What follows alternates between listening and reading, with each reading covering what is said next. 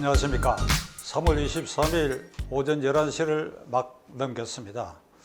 이 시간에는 문재인 대통령과 윤석열 당선자의 면담, 회담이라 그럴까, 이게 자꾸 지연되고 있고 두 차례 무슨 실무회담을 했는데도 아직 이루어지고 있지 않은데, 이 부분 제가 결론적으로 말씀드리면 이거 문재인 대통령의 잘못입니다. 현직 대통령이 당선자를 우대할 필요는 없지만은 그가 하고자 하는 인수 업무에 대해서는 전폭적으로 지원해 주는 것이 관례였고, 그것이 이 헌법과 기타 법률의 해석상 그게 도리라고 저는 생각합니다. 이게 교착 상태에 빠진 것은 몇 가지 이유가 있는 것 같은데, 첫째는 무엇보다도 이 윤석열 당선인이 집무실을 용산으로 이전하는 것에 대해서 문재인 대통령이 반대 의사를 표명하고 있는 것이 교착의 첫째 이유가 되고, 둘째로는 이명박 전 대통령의 사면에 김경수 전 지사를 끼워 넣느냐 안 넣느냐, 그러니까 끼워 넣어야 되겠다 논쟁이 있는 것 같고, 세 번째로는 임기 말에 아직도 50일 현직 대통령이니까 이 한국은행 총재, 그다음에 감사위원 두 자리, 그리고 중앙선거관리위원회 상임위원 등 기타 국영기업의 임기 만료된 임직원들의 이게 알박기 인사, 이른바 그걸 하겠다 하는 것에 대해서 아마 윤석열 당선인 측에 양해를 구하려고 하는데, 이 부분에 양해가 안 되니까 이게 두 사람이 만나는 게 현재 국민들 눈에 아주 보기 좋지 않은 모습을 보이는데, 이것은 전적으로 문재인 대통령의 억지 몽리라고 저는 생각합니다. 우선 가장 문제되고 있는 첫째 점, 용산 대통령 집무실 이전 문제에 있어서 문재인 대통령은 어저께 국무회의에서 어떻게 얘기를 하는가 하니까, 내가 임기 마지막까지 안보 공백을 절대로 용납하지 않겠다. 안보 공백이 없도록 국군 통수권자로서 그 권한 행사를 하겠다. 그러면서 애둘러 용산 이전을 반대하는 이 의견을 표명했는데, 이 부분에 있어서 저는 헌법상 제1기관인 국민의 한 사람으로서 어제 국무회의에서 문재인 대통령이 이 A4 용지를 보면서 안보 공백에 대해서 내가 빈틈없이 임기 말까지 주어진 임무를 수행할 것이며 용산 이전에 관한 윤석열 당선자의 그것을 받아들일 수 없다가 A4 용지를 보고 국무위원을 앞에 두고 한 이 발언 행태에 대해서는, 그 발언 내용과 이 형식에 대해서 저는 국민의 한 사람으로서 문재인 대통령의 이 발언 자체를 존재하지 않는다. 법률상 용어로 하면 부존재다. 문재인 대통령의 이 발언은 무효다. 왜 그러냐? 이거 국무회의에서 이렇게 할 일이 아니고 기자회견을 통해서 안보 공백이 우려되니까 어떻게 하겠다. 그리고 윤석열 당선자가 말하는 용산 이전은 이런 이유로 반대한다라고 얘기를 하고 반론권 행사하는 기자들의 질문을 받고 해야지요. 어떻게 이렇게 하고 맙니까? 안보 공백이 있으니까 윤석열 당선자는 용산 가면 안 된다 이 말입니까? 어떻게 그렇게 덮어씌우기를 그래 해버리는 것입니까?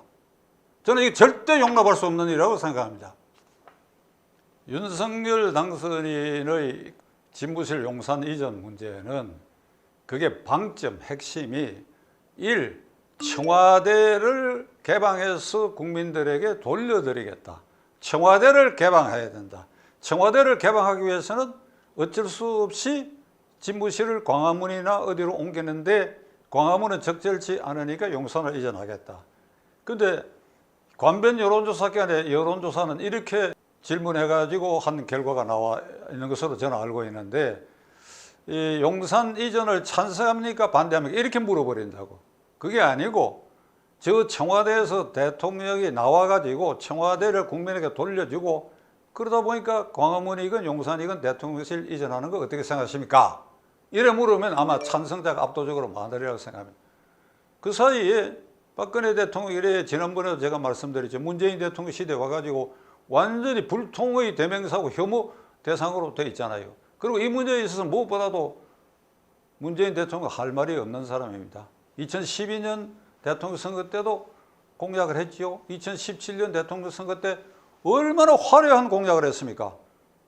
광화문 시대를 열겠다. 그래요.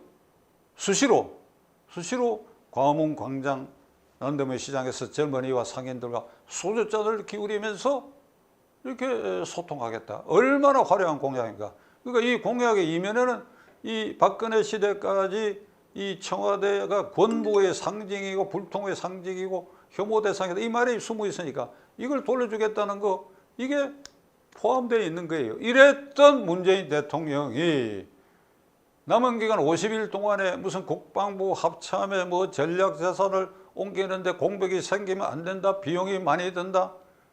제가 보기에 전부 핑계고 억지라고 생각합니다. 거기에 대한 실무자들의 반론이 만만치 않게 다 나와 있어요. 이랬던 문재인 대통령이 이게 목리 부리는 것이지요.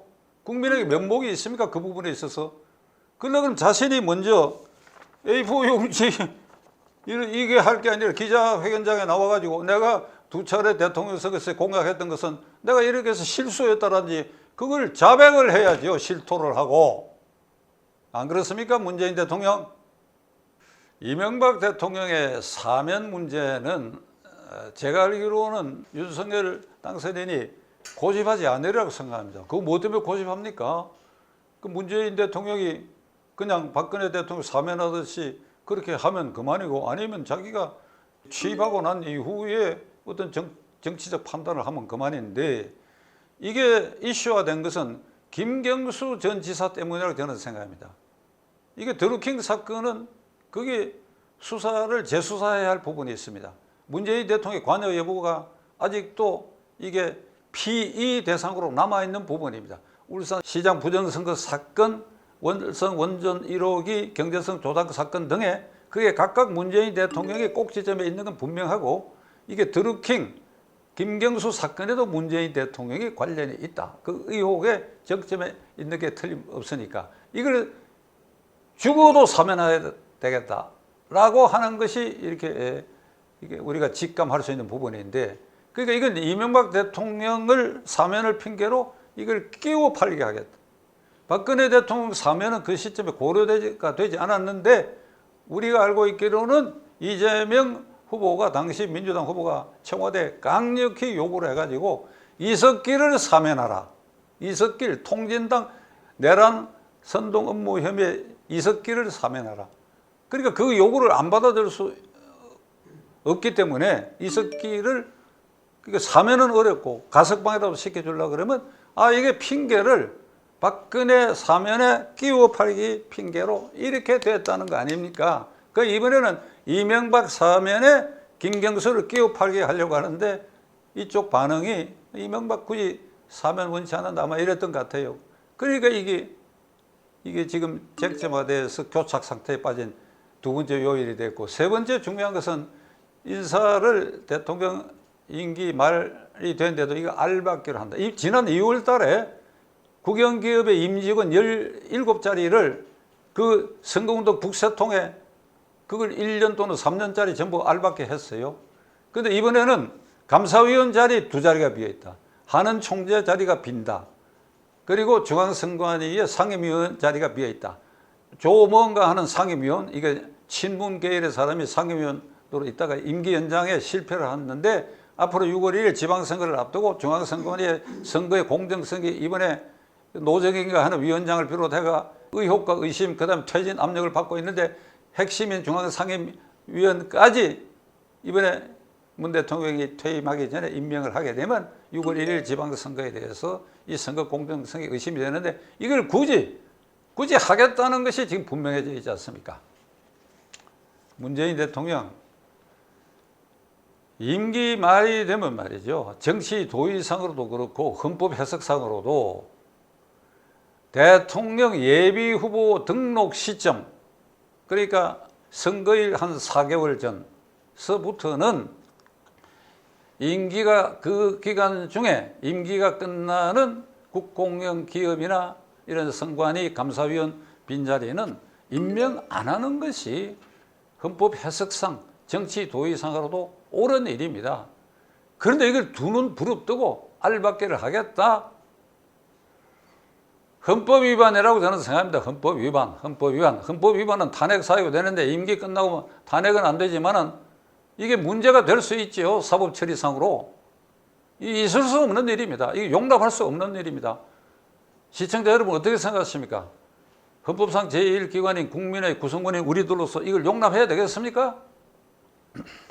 박수현 국민소통수석이 그저께 오전에는 윤당선인의 용산 이전의 그 의지에 대해서 예를 들면 우리가 그걸 지켜보겠다 이렇게 긍정적으로 평가를 해놓고 오후에 와가지고 이게 돌변해 버렸어. 그러니까 안보 공백이 어떠느니 이런 핑계를 대가지고 이걸 반대하는 목소리가 이 여권 전체에 퍼져가지고 그냥 포를 그냥 쏘아대기 시작하는데 문재인 대통령 입에서 안보 공백, 안보 얘기를 여러분 얼마나 들어봤습니까? 5년 동안에. 개성의 남북연락사무소가 무참하게 폭파될 때는 물론이고 계속해서 유엔 제재에 위반되는 핵폭탄 실험 그리고 중장거리 미사일을 쏘아대고 하는데도 대통령은 NSC 국가안보회의에 거의 참석을 안 해서 어제 국회 국방위원회에서 야당 의원이 이제 여당이 됐죠. 국민의힘당 어떤 의원이 국방장관을 상대로 대통령이 NSC 회의에 몇 번 참석했냐 하는 것이 질문으로 나오고 거기에 몇 번이다 이렇게 숫자를 헤아려 가지고 국방장관이 대답하는 이런 일이까지 생겼는데 북한에 계속 굴종적 태도를 취하고 2018년 9.19 이 평양에 가서 이게 남북 군사 합의서까지 해서 휴전선 일대에 우리 공군기의 정찰 임무까지도 못하게 만들어 놓은 이런 정권의 이런 대통령 입에서 안보 공백이 어떻다고 나오는 거 이게 체면에 맞는 소리냐 이 말입니다.